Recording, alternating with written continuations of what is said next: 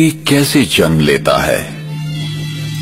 कब भ्रूण माता के गर्भ में जीवित प्राणी बन जाता है? आत्मा कब गर्भ में प्रवेश करती है? भ्रूण जब तीसरे से 5वें माह का होता है तभी उसमें जीवन शक्ति आती है। ये जीवन शक्ति ही आत्मा है। आत्मा को ही प्राण कहते हैं। आत्मा ही प्राण ऊर्जा है। आत्मा में संचित विशेषताओं और अनुभूतियों के आधार पर शरीर के डीएनए तथा विभिन्न अंगों का निर्माण होता है। उंगलियों के निशान तथा अंगों की बनावट भी आत्मा के कर्मों के प्रभावों के आधार पर होता है। दूसरे शब्दों में, मैं आत्मा ही अपने शरीर की बनावट का निर्धारण अपने विचारों, मन स्थिति और कर्मों के द्वारा करती हूँ। सामान्यतः जब आत्मा नए शरीर में प्रवेश करती है तो पिछले जन्म के अनुभव, स्मृतियां और घटनाओं को भूल जाती है। कुछ उदाहरण ऐसे हैं जबकि व्यक्ति अपने पूर्व जन्म की कहानियां सुनाते हैं जिन्हें जांच के बाद सत्य पाया गया है। हम अक्सर देखते हैं कि अबोध बालक बिना किसी कारण रोते हैं या हंसते हैं। पूर्व जन्म की स्मृतियां ही इसका कारण होती हैं। इसकी दूसरी ओर मृत्यु क्या है?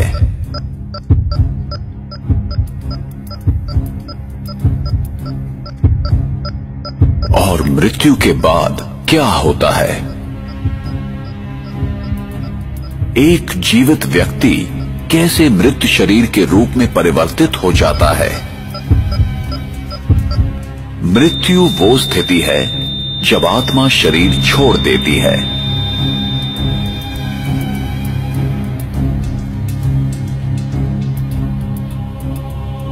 और आत्मा जब शरीर छोड़ती है तो वो शरीर जो खून, हड्डी, मांस से बना हुआ आत्मा का वस्त्र है, एक पुतला मात्र रह जाता है जो प्रकृति के पंच तत्वों में विलीन हो जाता है।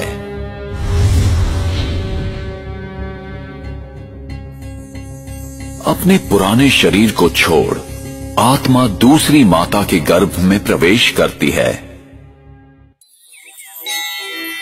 मनुष्य आत्मा पशु योनि में नहीं जाती। जैसे सेब के बीज से कभी संतरे का वृक्ष नहीं निकलता, वैसे ही मनुष्य आत्मा सदैव मनुष्य शरीर ही धारण करती है। आत्मा जब भी किसी नए शरीर को धारण करती है तो वो अपने नए मित्र संबंधी और अपनी एक नई पहचान बनाती है।